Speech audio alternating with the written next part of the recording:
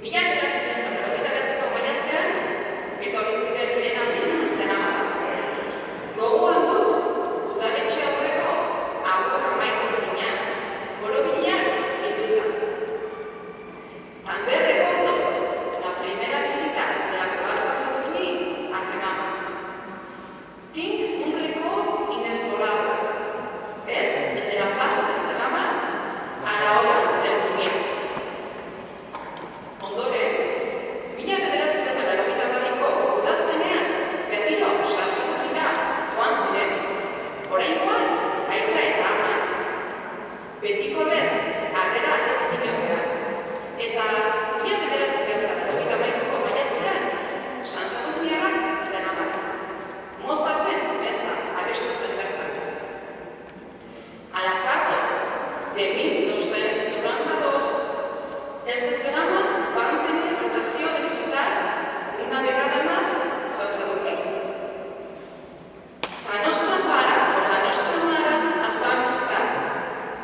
Al maig de 1993 van venir els sansadurnienses per segona vegada. El dissabte a la nit dels corals van fer un concert impressionant amb el Rèquiem de Mozart. 2004ko ekainean izan ziren San Sadurniko Zenama. Hasierako jendea, berria, belaunaldi desberdinak. Betidenik elkar ezagutuko bagenu bezala sentitu nintzen. Eta gurean, nik ere izan nuen hainbeste abestutako San Sadurnira joateko parada. Ametsak egin bihurtu zen. Al juny de 2004 van tenir una visita dels sansadurniens. Intercanvi diferent.